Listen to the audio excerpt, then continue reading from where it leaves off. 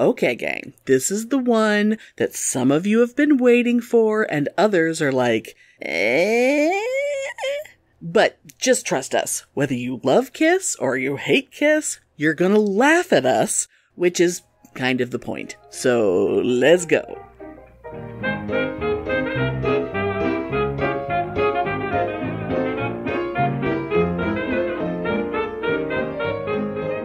Welcome to Pitney and Amelia's Bitchin' Boutique. We may be awful, but we're right. I'm gonna try to channel the voice from the beginning of Kiss Alive too. Exactly. Okay. Exactly.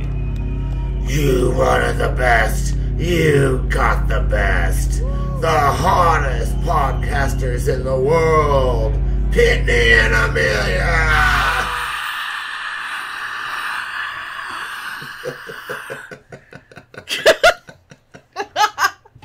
Oh my god. How was that? I think it was great. Crowd goes wild. And it's so funny because on Kiss Alive 1, the guy is like, you wanted the best and you got you know, it's so different. It's so fucking funny. Right? Oh god, I haven't listened to it in so long I don't even remember. Okay, alright, Laurie, let's get to it. Woo! People are excited. Or I hope so. Some people are. Yeah, so oh my god, Amelia, I'm so fucking excited that this is our Kiss episode. Woo! We've only been talking about it forever, doing something like this. And there's nothing more that I love than talking about Kiss. Yes, that is true. And especially Kiss Minutia, even though we're not going to get into Kiss Minutia. Y'all have no idea. But, oh my god. How often the conversation turns. This is like an everyday conversation. Oh okay. Yeah. I seriously remember a friend of a friend who I would see at the bar in Austin, Charlie's, our beloved Charlie's in Austin that's gone. Yes. And he was a Kiss fan. And if we saw each other in the bar, we would both spend the entire night sitting at the bar talking about Kiss. Oh my lord. Oh my lord. Fabulous. Because I love it so. So do we want to kind of give people like an idea of what's coming up, what kind of discussions we're gonna have? A little preview? Yeah. And because I love talking about Kiss Minutia so much, this episode is going to be a little structured. Oh, it's a lot structured. So I do not go off on a 90-minute tangent talking about one song, because I can totally do that. Oh my god, you guys. I mean, I kind of can on some of it, but not nearly to the extent that Pitney does. Yeah, so this is going to be, quick and dirty and fabulous, and it's going to go over a list of our favorites, maybe some of our not-so-favorites, with a little bit of stories about how and why Kiss are such a big part of our lives. Yeah. And when we get to the end, we're gonna let you know each of us, we're gonna reveal actually to each other, because we have not discussed. Yeah. We've made a point to not discuss. Not at all. Yeah, I think you're gonna be surprised by some of my choices. Yeah. Oh, I know. I'm hoping some of these won't surprise you, but I feel like some of them might. Yeah. Just to give y'all an idea, we're going to do our top 5 albums, our top 5 songs from their entire, catalog. Yeah. We're gonna each say our favorite Kiss video. We're gonna say what filthy Kiss song do we love the most? What's the dreamiest Kiss song? Because that's a category that we both, not all Kiss fans would go on and on about the dreamy stuff, but we have lots of dreaminess that goes with this band. Oh, yes, my Paul fantasies. Well, and you have your Gene fantasy. there's, yes. We'll go into that a little bit. But yes. and a little more. But first, I think we should give you guys a little background information about our individual stories. And I think Pitney should start, because chronologically Pitney would be first. Oh yeah, so I will just say that I'm 56. I have been a Kiss fan since 5th grade, so what was I, 10? Probably. That sounds about right, yeah. About 10. Yeah. Unlike other fandoms and obsessions, this one has never gone away. It's never ebbed. Yeah. I mean, there's times where, like, I will go for months without listening to Kiss music. Mm-hmm. But I'll still read about them every day on the internet and stuff, because, but then I will go back. But it has been the focal point of my life, really, since the 5th grade. Yeah, isn't it funny how when you're not, you go through periods where you're not listening to Kiss, but it's because you've decided to listen to Wayne Newton for a month. That's true. Like a Kiss fan would. I know. I know, sometimes people ask me, like, what are your favorite, like, artists? And I'm like, oh, Kiss, Wayne Newton, and Madonna. And they're like, okay. With a little bit of Wasp, thrown in. A little Wasp, a little Linkin Park, a little, a little Barbie, whatever. But I just remember, like, I think the birth of my fandom started at the Payless store at Valley Fair. Oh, God. And... Now, we're not talking about Payless shoes. There used to be, like, a drugstore. Like a 5 and dime. Yeah, and Valley Payless. Fair is, like, it's a big, huge, very high-end shopping mall now. Still exists. But back when I'm talking about, it was an open-air outdoor shopping center. Right. And anyway, there was this drugstore called Payless that we went into, and it was like Walmart. They had clothes, books, records. Right. God, I miss those kinds of, like the TG and Y. Like everything. And the Ben Franklin, all those stores. Yeah, and I used to go to the record section. I don't even remember what I was even looking for in the record section, because I didn't know anything, but I would just go and, like, peruse through the records. Well, album covers were fascinating. Oh, yeah. And I remember discovering Kiss Alive 2. And that picture on the back, there's, if you flip over the record, for those that don't know, even though everybody has probably seen this, there's a close-up picture of the 4 of them. Yeah, each one has their own lighting and stuff.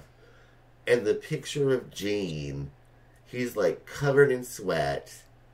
His hair is just matted with sweat. It's just disgusting. And his, like...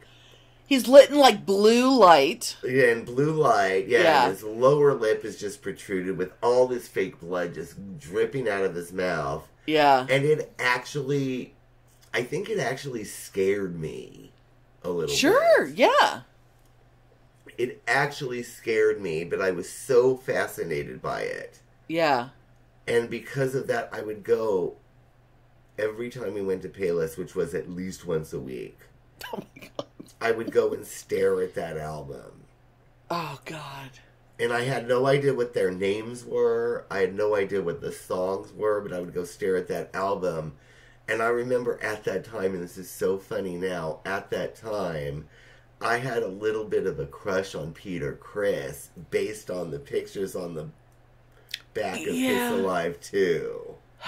Well, the makeup did a lot for it. I mean, Ace and Peter both, the makeup carried a lot of weight for both of them. Yeah, the makeup can hide a multitude of sins. Because Ace looked really fucking hot in his makeup when he was... Oh, yeah.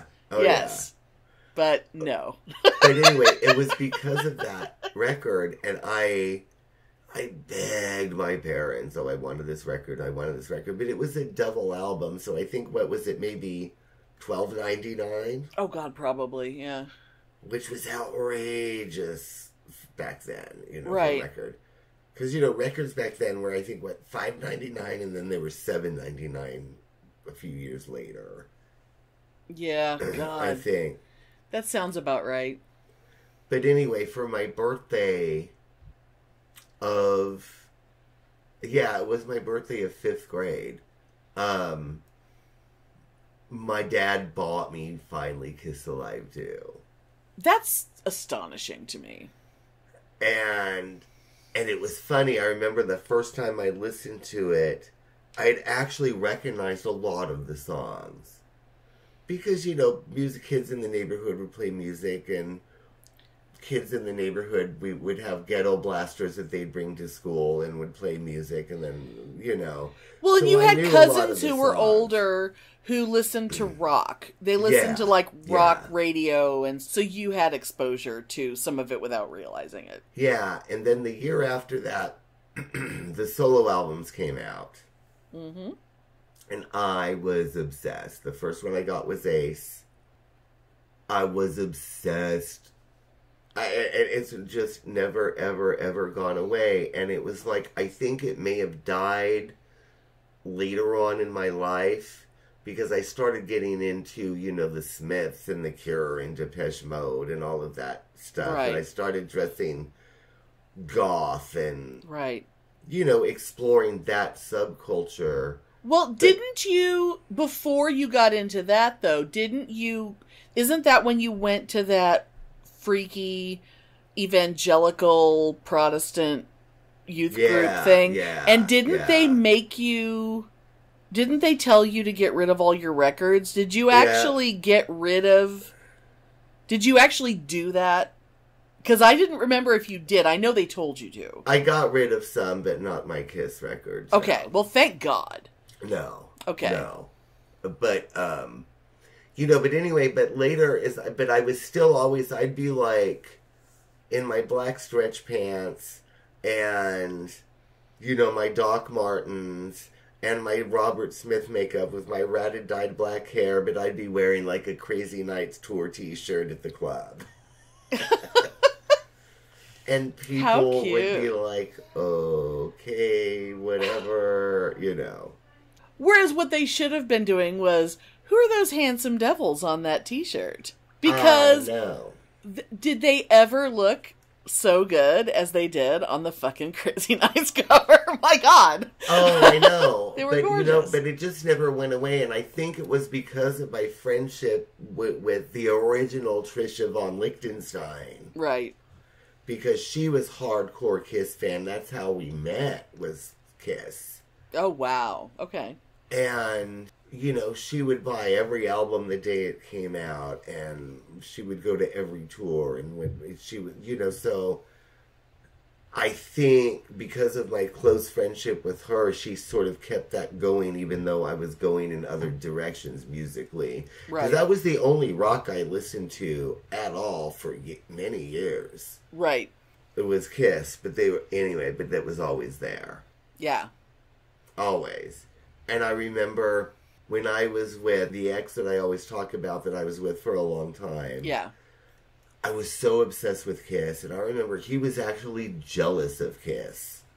Yeah, he would get pissed off, and he was jealous. He was like, I'm just competing with this band, and every dollar that you make is going for Kiss books, and he was jealous of them, and he hated them.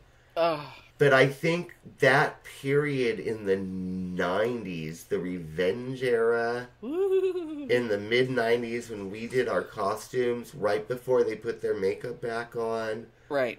I think in my life, that was the heyday of my Kiss fandom. Probably because you were in the phase of turning me.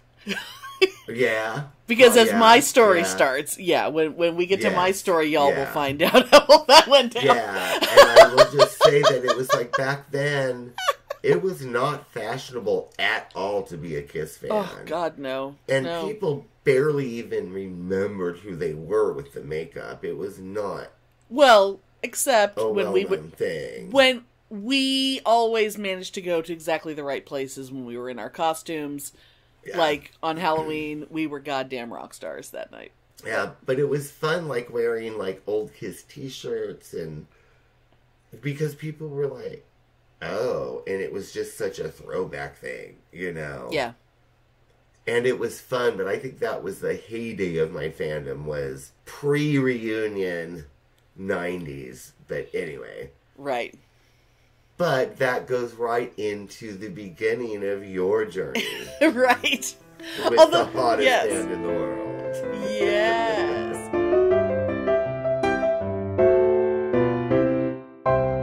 I love the smell of movies in the morning. There's no feeling in podcasts. There's no feeling in podcasts. This podcast will be quite operational when your friends subscribe. Feels. Real feels. Not the feels. Not the feels. Out of all the podcasts I've encountered, Real Feels was the most human.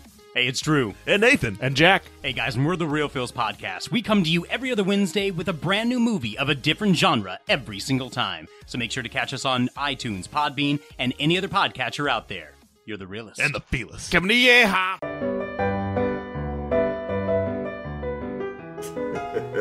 Oh my God. So I'm sure some of you, if there's, actual Kiss fans listening to this, and they're going, what do you mean your Kiss journey started in the 90s? Well, okay. So what had happened was... Anyway, no, I am going to back up to the 70s, because the thing was, I have to explain that. Yeah. Like, how did that happen? So, like, even though, obviously, I was aware in the 70s that Kiss existed, because... who couldn't have known that they existed? They were, the hugest thing ever. When they were huge, nothing was huger.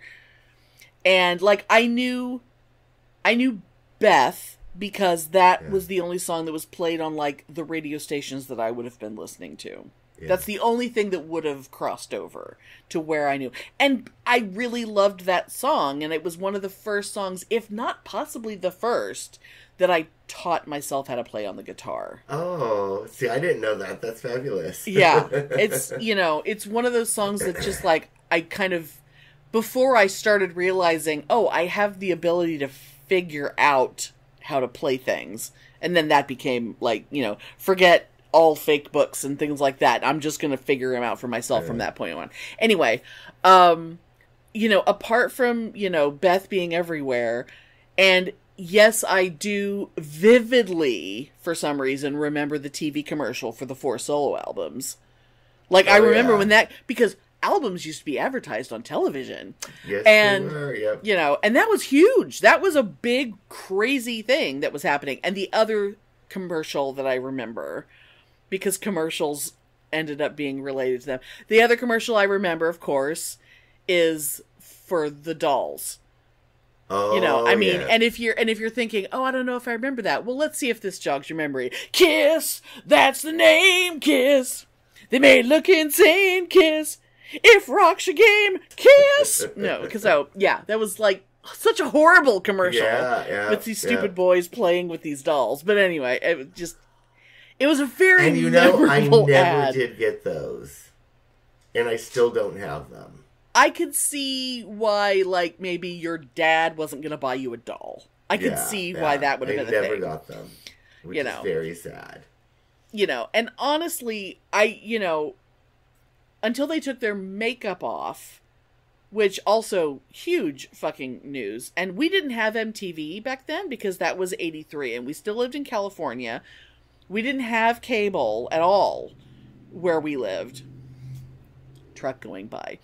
So we didn't have cable at all, so we didn't have MTV, and so, like, it was so big that you saw it whether or not you had MTV. Like, TV shows like Friday Night Videos, and the ways the non-cable people like me were able to see stuff, would re-show the reveal of their faces. Yeah. As if it were actual news, because it was huge. You know, getting to see what Kiss looked like was a big deal. And it was funny because nobody gave a shit about the band when this happened. No. But that was still big news. Right. Yeah. And I didn't know enough to know that there were two people whose faces I was seeing who were new to the band. Yeah. Like, I had no... Because why would I know that? Why would I know enough to know that? And, like... And then, of course... You know, it's like that and the Lick It Up video, and I watched that, and I remember thinking Paul was hot, and then I never thought about them again. Yeah. And I also didn't know they did anything else, because it was just not on my radar at all, until Pitney moved in with me in 1992. Which, it's insane to think that that was a 10-year gap, and then Pitney moves to Texas, moves into my apartment, and he informs me that Kiss has a new album, and oh, by the way, Amelia, you're going to be a Kiss fan now. And I'm like, oh, not fucking likely, because I had this, I don't know, I had no idea what they sounded like, really. Mm-hmm. You know, I don't know what I expected, but it sure as hell wasn't what I got. Like, they really surprised me, but because Pitney knows me, and knows exactly how to get me, he was like, you are going to listen to this entire album from beginning to end. Just shut up and listen to this entire album. And so I like laid down on my shitty old couch, and he puts on Music from the Elder. Yeah. And God damn it. You know, like soon, before I knew it, my brain was just filled with visions of Paul Stanley standing on a cliff singing Odyssey. In a purple pirate shirt with his hair blowing in the wind. And I was just like, fine, I totally like this, fine. And, you know, and then of course Revenge being the new album at the time, I totally fucking loved that, even though it was nothing even remotely like anything else I'd ever listened to on purpose before. Like, that was not my kind of music. Oh, not at all. But suddenly it was. Yeah. Like, you know, I had lived through all those hair metal years, but I ignored all of it. Yeah. You know? Like, I didn't pay any attention to any of that shit. But, you know, as Pitney kind of, you know, he moved so he didn't have all of his stuff anymore, because he had to get rid of a lot of stuff in order to get here. Mm-hmm. And then, like one by one, he's rebuying albums. And so one by one, I'm getting to discover new albums. And then we meet the worst person in the world. Oh, yes. Who became friends with him, though, was because of Kiss. Because he had this huge collection of videos, of like concert videos and shit. Yeah, and back then, bootleg, it was very hard to come by that stuff. Like tons of like bootleg VHS stuff. So we were really hard to come. We were going over to his apartment like all the time to watch Kiss stuff. Yeah. And it was during that was the period when we decided to make the costumes. And I was like, and I thought it would be funny, like ironic for me to wear a costume of Gene Simmons. Yeah.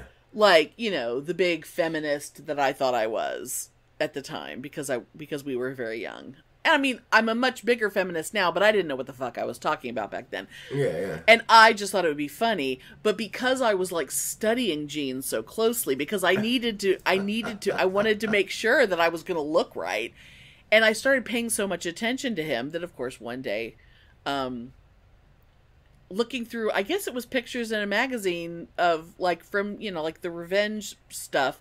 And one day I just sort of looked at him and I thought, oh, Gene is totally my type. I remember. Because I have more than one type, and he is a really good example of one of my types. And my God, he looked so good in the Revenge era. He looked really fucking good. And I got obsessed with Gene. Yeah. But of course, you know, it's not like asshole Jean that I like. It's Boo Boo Jean. And you guys are going to hear a lot more about Boo Boo Jean as we go on. Oh, yes. Because Boo Boo Jean is a special thing. So, so anyway, we made those costumes. We spent I remember it took 3 months. Yeah. And God knows how much money. I was going to say a lot of fucking money, too. A lot of money. And we even had to, like, special order, like, big bags of studs and things because we couldn't just buy most of the stuff we needed. We built our own platform boots. We could go into all that. But, like, Halloween of 1993, we go downtown and we're fucking megastars.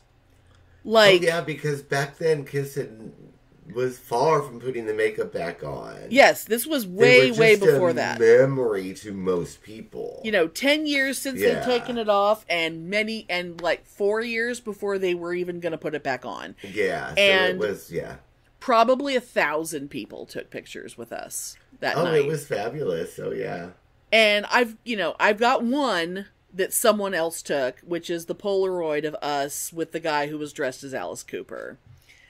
I still have it in my little pile over there. And good time to jump in and say, if y'all watch the live show, because we're going to be doing a live show on Saturday. So, like, if you're listening to this the day it comes out, December 1st, tomorrow is Kiss's last show at Madison Square Garden.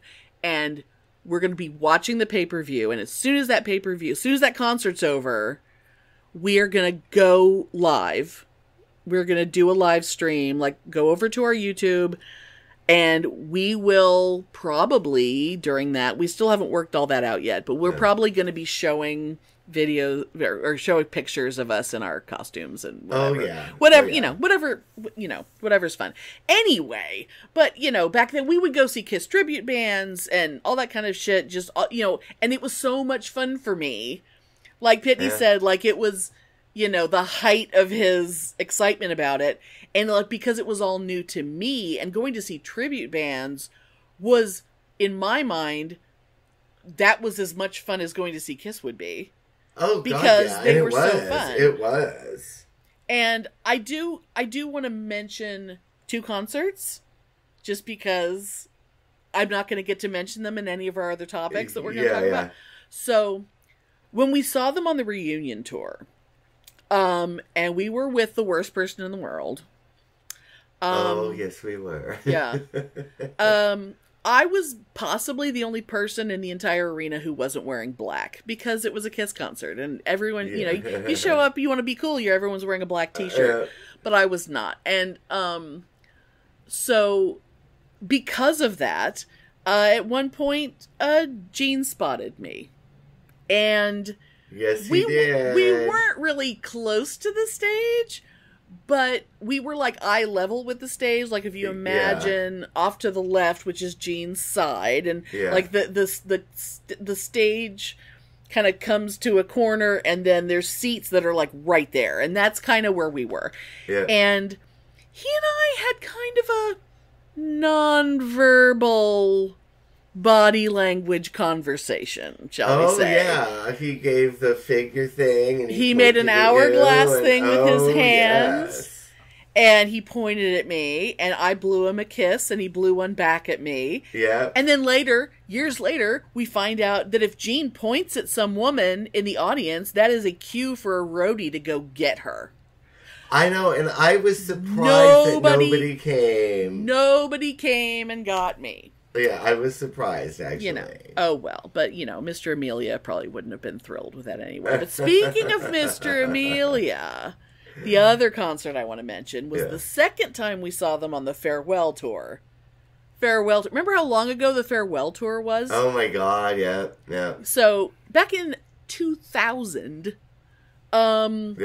when they were coming through Austin on their second pass through Texas on their Farewell Tour, the tour that never ended, that show was 1 month to the day after my wedding. That's why I remember exactly when it was. Oh, wow, okay. And when tickets went on sale, which was only like within that couple months before, so Mr. Amelia said that he wanted to get buy me my kiss ticket as a wedding present. And I said it would be a much better wedding present if he went with me. And that was asking an awful lot of him. Oh, yeah. Oh, yeah. But he did go. He was a good sport, and he went with our little group, because we had about, like, 6 people, 7 people. Yeah. And he had a good time, basically laughing through the entire show. Oh, yeah, he loved it. Oh, yeah. Yeah. And so that's how I got here. That's my story. Good times.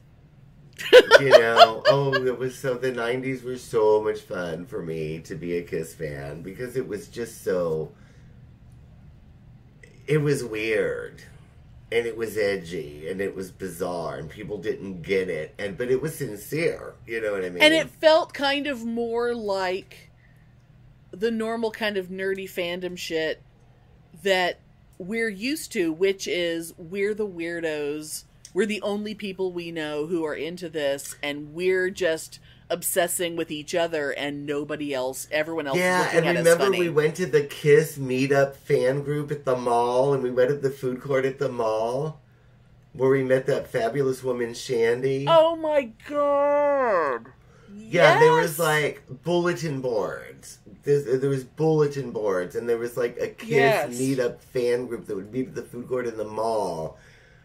We were like an underground. It was almost like being in, like, you know, the SLA or the Black Panthers or something. We were underground and had these meetings. Oh my god, yeah. It was fabulous. Oh my god. Oh my god, I'd forgotten about her.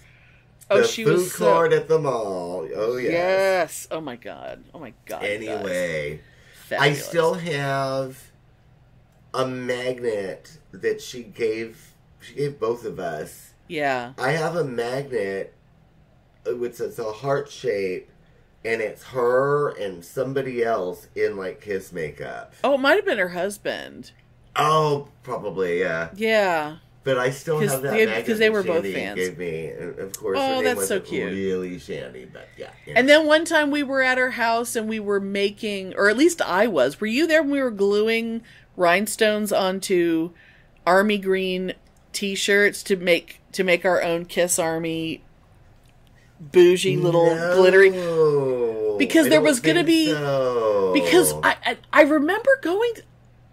Did you go to the bowling thing? A bunch of us were going to go bowling in our Kiss Army T-shirts. I just remember going bowling with her once.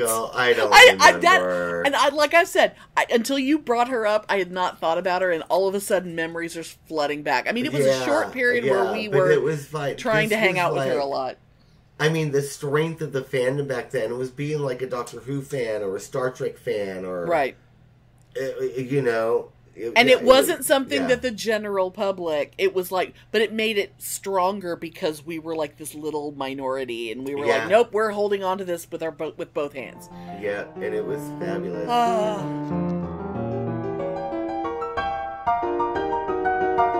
So let's get into our little categories. Yes. Should we start with our favorite filthy song? Oh, why not? Because that'll be fun. Why not? Oh my god, do you want to go first or should I go first? It's up to you. And I think you're going to be surprised at my pick. I think you're going to shake your head, but I did a lot of pondering. Oh my god, you pondered about the filth? I did ponder. I mean, the filth is your favorite. I mean, there are a lot of filthy. They love the double entendre. They love coming up with, weird ways of saying filthy things. But okay, I'll start. Yeah. I'm sure that you know what my favorite Filthy Kiss song is. I think I do, but I'm not because sure. There is such a good story behind the filth of this one between us.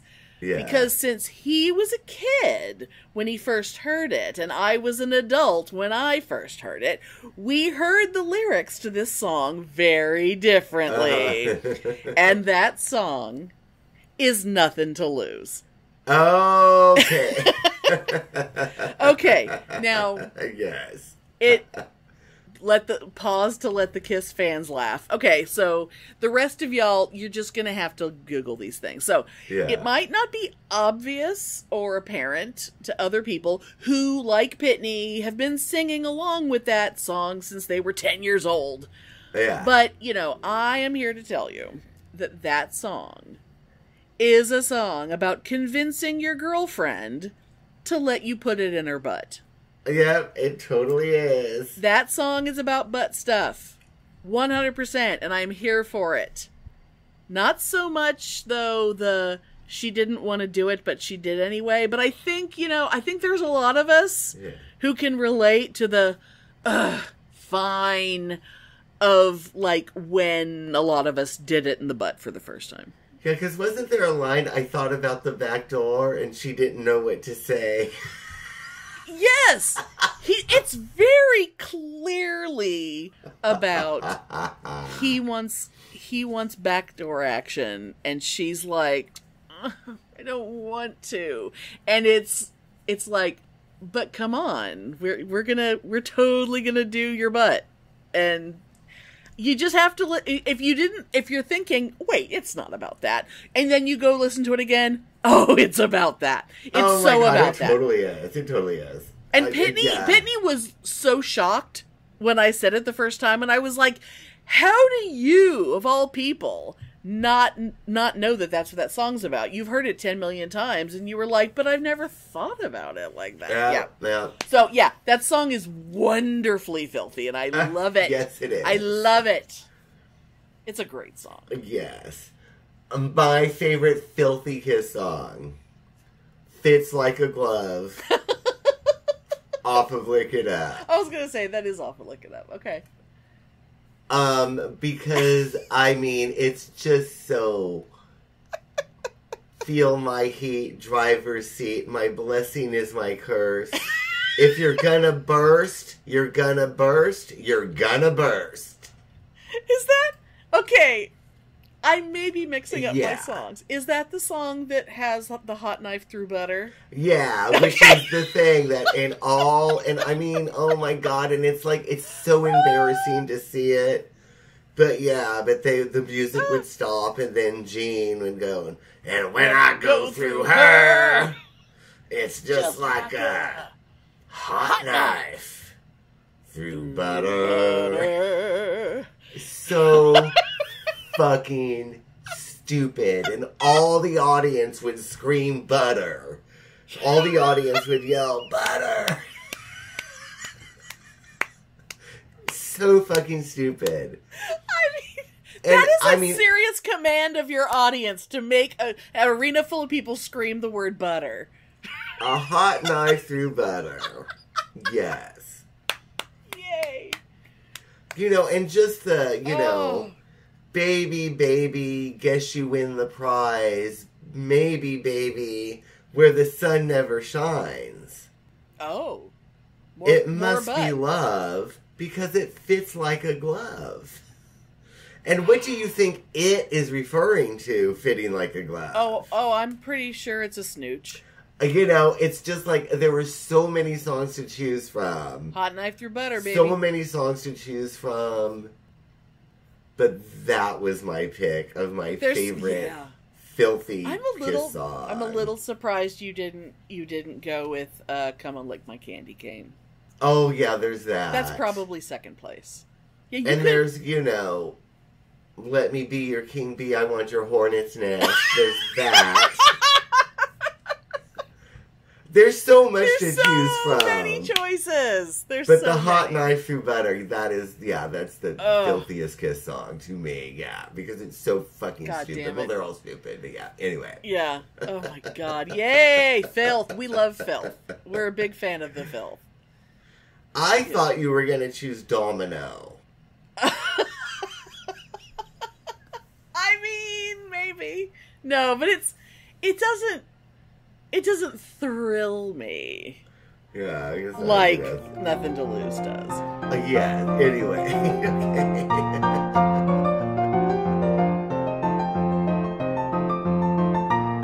So what shall we do next? So do you want to do video? Do you want to shit can from the set list? What do you want to do next? Oh, fuck. You pick the category. Let's do shit. Shit can? Something that I want to shit can from the fucking set list on this current tour. Okay. I want to hear yours first. It is fucking Love Gun. I hate that song. I'm not going to say I've always hated it, but I've never liked it. It's fine. It's meh. It's fine. And I'm appalled that Paul Stanley has repeatedly said that's his favorite song that he's ever written. Oh, God. And God damn it, I hate Paul. that song, and I wish It's they so would dumb. just stop fucking playing fucking Love Gun. I hate it. Yeah. That is what my thing is. I wish they would just fucking X-nay that song. Yeah. I've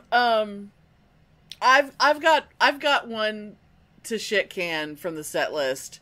And I really was expecting that I was going to pick when you sent me the link to the current set list. And that's the set list we're talking about. Like the current this is it. These are the last songs we're ever going to play in concert. Yeah. These are our most special, most wonderful songs. And I'll be damned, I'll bet you any amount of money when we pay for the pay-per-view for their last show ever. Oh, God. There ain't going to be no deviation. It's still going to be that same fucking set list. Because they are convinced that that's what everyone wants. Yeah. So, see, and that's the other kind of thing. We're the kind of fans who have no problem telling them to shut the fuck up. So, yeah, so that's why we're shit canning a song. Although, I'm going from a little bit of a different album. Like, I was really expecting to pick something old and unnecessary like Black Diamond. Yeah. Because, especially, because I had it in my head, I'm probably going to pick something like Black Diamond. And then I thought, it's probably not even going to be on there. And then I looked, it's fucking on there. Of course it is. Of course Black Diamond's on there. Because it always is. But then they ended up making this really easy for me as I'm scanning the set list. They put a song on the set list that shouldn't even fucking exist in the first place. This song should not exist. So I'm looking down the list and I see something and I have no idea what the fuck it is. I'm like, is it some sort of audience patter thing? Is it a call and response that's stupid and goes on way too long? Like, what the fuck is it? So I Google. Nope. It's the name of a song. I am shit canning Say Yeah. Now, and what is that from Monster? Sonic Boom. It is off of Sonic Boom. I was going to say it's one of those two albums that nobody bought. Which is why I don't know it, because that came after Psycho Circus, which should have been their last album. Fuck Sonic Boom and everything on it. Fuck Say Yeah. I have spoken. There will be no more discussion. Psycho Circus should have been their last album.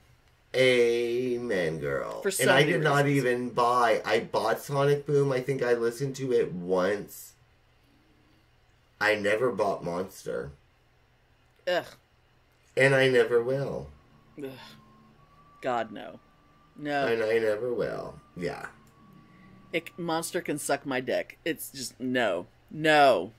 And Paul is right when he says, no, we're never going to do an album because nobody wants a new Kiss record. And that's true. Yeah. That time for their music is said, done, and gone. I don't care what anybody says. They should have asked us. We should be... musical genre is dead. We should be their managers. We should tell them what to do. Because they would have actually stopped touring a long time ago. Like the farewell tour could have been, Yes. Yes. But anyway. So I agree with that. Don't have a fucking tour and call it the farewell tour. And then continue to tour for over 20 more years. Mm-hmm. Yeah. We have opinions. So, yes. Yeah. Shit canning. Yes. Okay. Okay. I'm gonna pick the next category. Ooh. Do I want to go video first and save Dreamy for last? I'm kind of... No, you know what? No, I think I'm going to go with Dreamy. I'm going to go with Dreamy because I feel like favorite video can go nicely into top 5 albums. So let's go Dreamy. Let's go. Okay. Dreamiest Kiss song. And this was really, really hard. Yeah, it is. This was a really hard one for us. For me, definitely. I will admit that I jotted down several very, very dreamy Paul songs before landing on what really is the swooniest Kiss song for me. And that is World Without Heroes. Oh, really? Because it is so...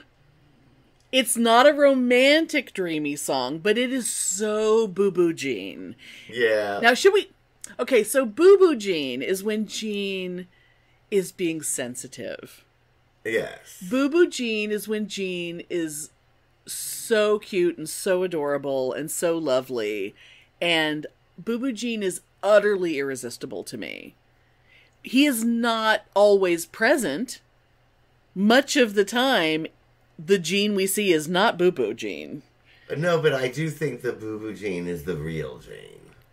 Yeah, I think Boo Boo Jean is the soul of Jean. Is the authentic Jean, yeah. When he's not trying to be a big shot, you know. Yeah. So, World Without Heroes, which is off Music from the Elder, which was the album that Pitney forced me to listen to that first night.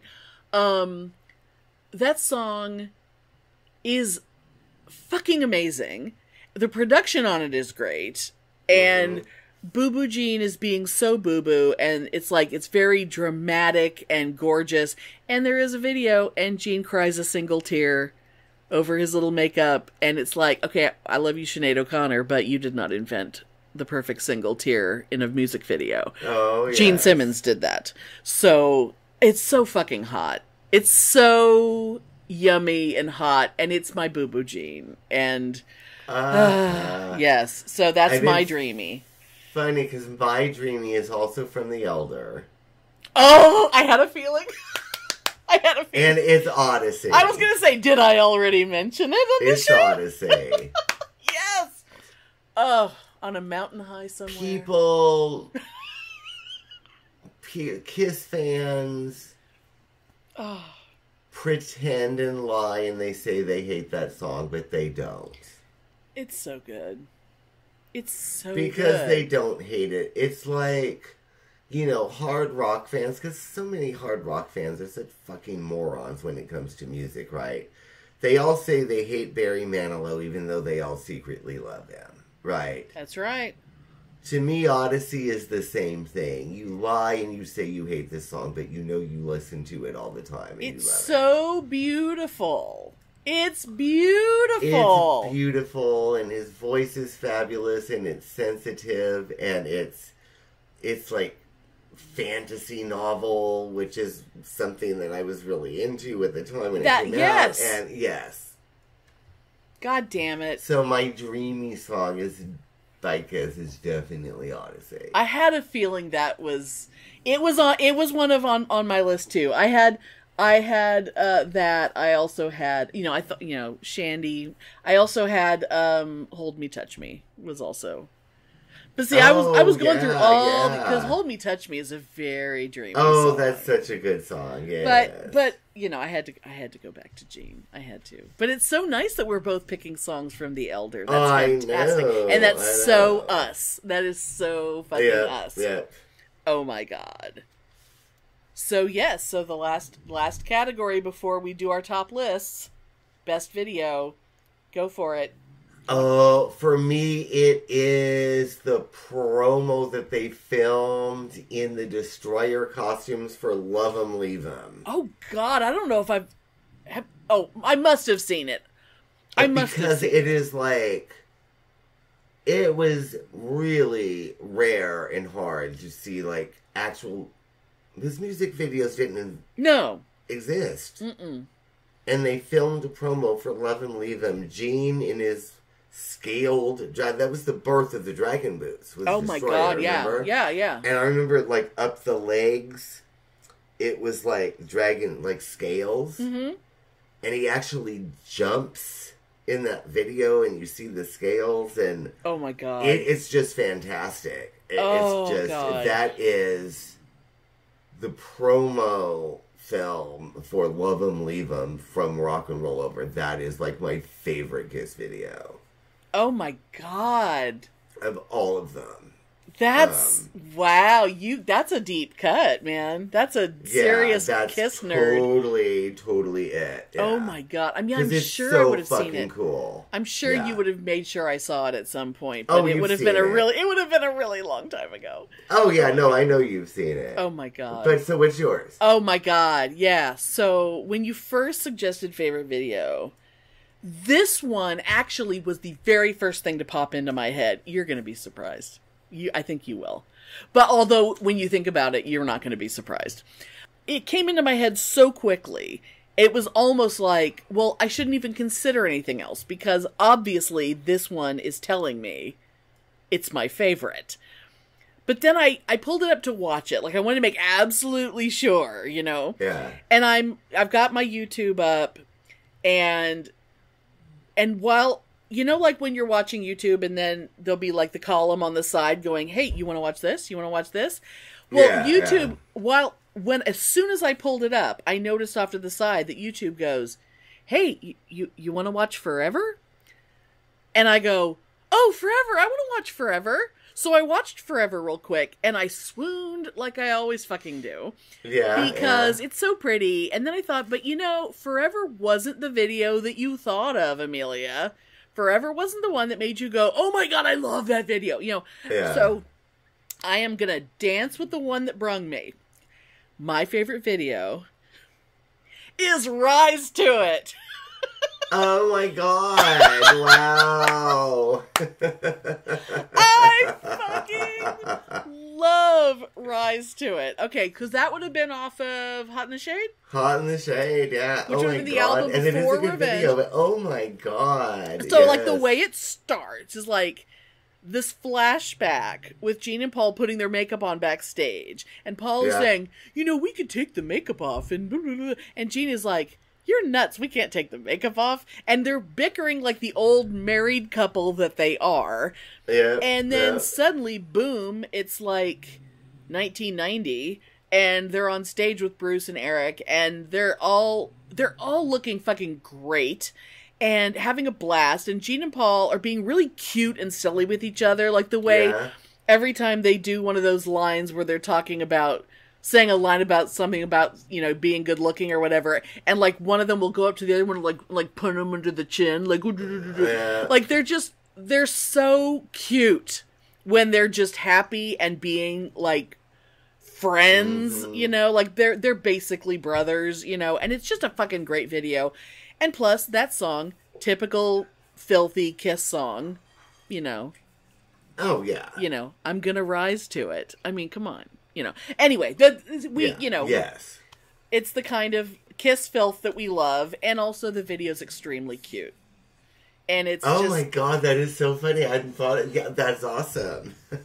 And I don't know, and it's not like I had been thinking about that song, but as soon as you said video, that was the first video to pop in my head. So clearly it was telling me something.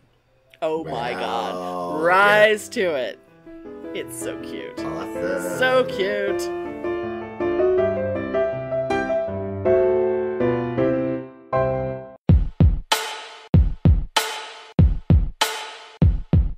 The Bitchin' Boutique. Yes. I think we need to give them a thing, Spike. We can give them a drop that they could plan out their yes, show. I think we've got to find some time and get time to do that. Right now. I think we should do it right now. Look, I'll show you how easy it is, Spike. Watch this. I'm just going to do it live. Okay, do it live. Like that bloke screams. I'm just going to do it live. Watch this. Hi, this is Dr. Dan from the Two Skeptical... I can't do it now. Look, I can't speak. Too much pressure. I'll try again. Take 52. Hi, this is Dr. Dan from the Two Skeptical Chaps podcast, and you are listening to the most bitchin' boutique. See? That was easy, wasn't it? Okay. They could send us one, we could play it as. Yeah. Right, you do it. Yeah. Right, what do you want me to say? Whatever comes to mind. Hi, this is Spike from the Two Skeptical Chaps podcast, who ain't no bitch, but you're listening to the Bitchin' Boutique. Oh, that was good. I hope they use that. Let's see if they cut it and put it in their next show. Diplomatic community.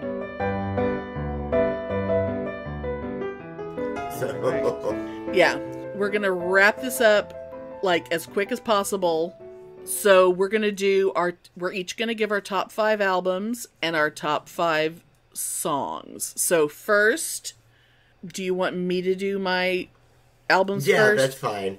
So, like, my basic criteria for albums, I'll just quickly say that I'm just gonna, my criteria was what am I most likely to put on and listen to all the way through, or just listen to songs from in general, even if I'm skipping around. And also, like, as we get closer to the top, I have more of a personal attachment to the album. So, and since y'all just heard my story, most of these shouldn't be, surprising.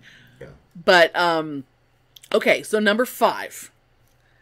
Oh, and I also have to say, if I could have done number 7, then all my choices would be a lot more obvious. Because I realized I started with 7 and I had to pare them down. So number 5 is going to be Unmasked, which is so much fun. Great songs.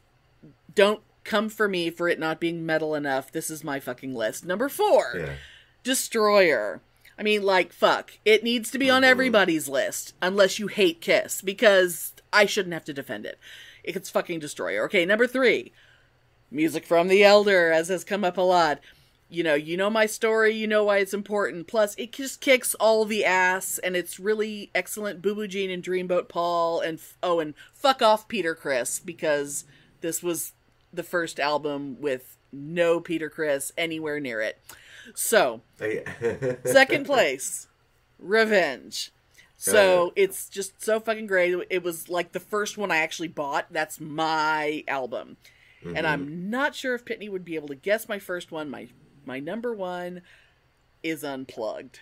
Oh, wow. Way back in our first year. When we did our first Thankful episode, I was thankful for this album because not only does it make me really happy, but it represents like a moment in time for me.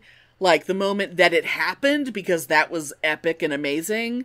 But also the beginning of my relationship with my husband, who is not a Kiss fan, but who tolerated that album being played in my car a lot when we were first dating. And that is my top 5 albums. Wow. And I will just say about Unplugged. Yes. I remember when they first aired it. Oh my God.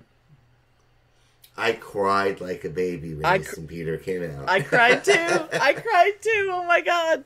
Oh my God, it was such a huge thing. Back then I was still living, and he was not amused by my emotionality. Anyway. Oh God, yes. Okay.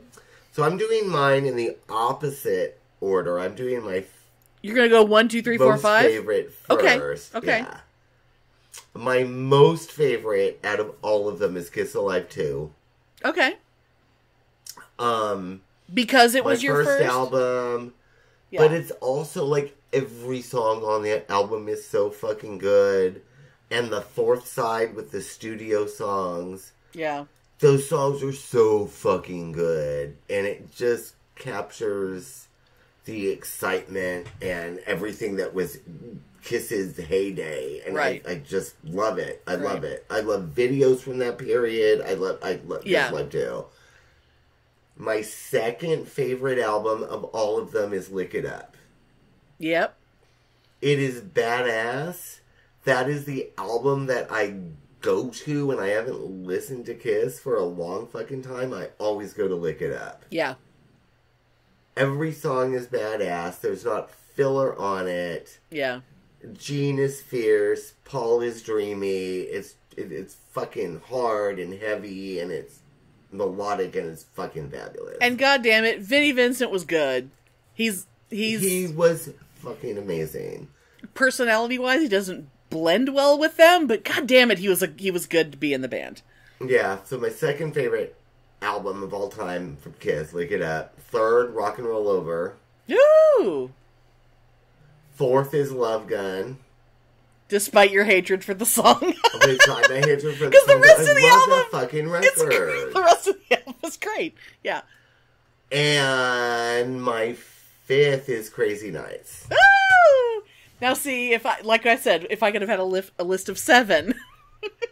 Because I listened to that record a lot. Crazy Nights and Alive 3 would have been if I had. Yeah, I listened to Crazy Nights a lot. So those are my top 5. Yeah. Yeah. All right. So I'm almost thinking that I should do my songs first so that yours can be the last. that are on the Okay, show. yeah, sure. Yeah, let's Okay. All right. Our top 5 Kiss songs. I'm just going to dive right in. It took me a really long time to decide on this list because of the elimination. Every elimination was painful. But, I'm just like looking at my list again. It's like, this is my list. So, number 5, Spit. Which is off of Revenge. I mean, Gene wrote a song about me. What's not to love? So, number 4, Turn on the Night, which is off of Crazy Nights. Yes. Which is an album that nearly made that top 5. It's Kiss's Barbie and the Rocker song. I can't listen to it without being really, really, really happy. Number 3, New York Groove. Oh, wow, okay. Good Off choice, of Ace's, good choice. Off Wow, of Ace's okay. solo album. It is my first pick off of a solo album, and not the solo album Pitney would have expected me to pick from. Yeah, Not the one I listen awesome. to a lot, But I'm generally not big on Ace stuff, but there's no denying the greatness that is this song. And when it comes on in my car, I back it up and repeat it 3, 4, 5 times because I never want it to end. Like, I want that song to be 20 minutes long because I love it so much. Gonna get really schmoopy for a second with my number 2. We Are One. Oh, yeah, I do love that The one. Yeah. ultimate Boo Boo Gene. Yeah. One of several songs off of Psycho Circus that made me believe that at that time they were hanging it up. And I still think they should have ended it with that album. Like I said before, not gonna lie. Because this song, especially, is my little Boo Boo Genums telling us, the fans, that he loves us and he owes it all to us. And in those lyrics, he seems like really content and happy with his life. And it makes me cry because he means it. And I just wish he meant it enough to have retired back then. Yeah. Amen. God damn it. Yeah. Okay. And now, my number 1, gonna go back to my number 4 album for this one. Shout It Out Loud. Oh, yeah. Not only do I just love it, and I have yet to get tired of it, but it's one of those songs that does this thing that Kiss does really well, especially back in the 70s when Gene and Paul were still trying to be the Beatles, and that is trading off of lead vocals. I love when they do the Beatle thing in their Kiss way, and this song rules. That's my top 5 Kiss songs. What are your top 5 Kiss songs? It is so funny because your number 1 is the same as mine. Woo! Because it's the best. Definitely Shout It Out Loud. Yeah. Definitely the version from Kiss Alive 2. Okay. Okay. I mean, the song is the same, right? Got to have a But party. it's definitely the version for me from Kiss Alive 2. Like, Shout It Out Loud is like, yeah. Okay. And this is based on, the songs that I just play. Right. Sure. When I'm just, like, randomizing. A lot of these are playing it. for me too. Yeah. Shout It Out Loud is for Second, Not for the Innocent, off of Lick It Up. Oh, God, yeah. Okay. Because I play that song a fucking lot. Woo.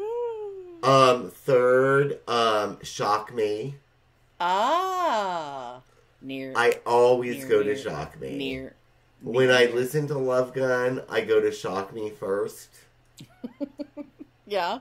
If I listen to Kiss Alive 2, if I'm skipping around, Shock Me is always there in the skipping. You know what I mean? Yeah, so totally Shock Me. Yeah. Number 4 is Shandy. Woo, it was so hard Of to not have course. Shandy on my list. It was so hard. And 5, Mr. Speed. Really? 'Cause Interesting. I listen to that song incessantly. Interesting. Oh my I God. love Mr. Speed. I listen to that song over and over, and I don't think it warrants being higher but I do listen to it a lot. Wow. Okay. Very Yes. interesting. And it was really hard for me to not put Shandy somewhere. Oh, yeah. Like I said, it nearly was my dream. But it just, when I thought about my listening habits, and Shandy, it's I mean, definitely up there, but yeah. He once burned me a CD that had like 7 different versions of Shandy at the beginning from different concerts and stuff. It was so great. The Pollykins, the Polly Poo. It was so fantastic. Yes, obsessed. So yes, so I'm so glad if you're still listening. I'm so glad you stuck it out, and I hope you had fun, because this is us being as dorky as we can possibly be, and Kiss allows us to be this level of nerdy, and maybe we'll talk more about it in our video thing when we do our live stream. So if you're listening later, go to our YouTube channel, find the live stream. You will see us looking fabulous and being ridiculous, and we might be freshly crying because the concert's over. Oh, I'm sure. Maybe I'm gonna get a stick of butter and a heated knife for a little video moment. Oh my lord. You can do that, and I'll find a candy cane. I'll lick a candy cane, and you'll put a hot knife through butter. Yes. Because that's the kind of Kiss fans we are. Yeah. Woo! Shock me. Make me feel better. Near. Shock me. Put on your black leather.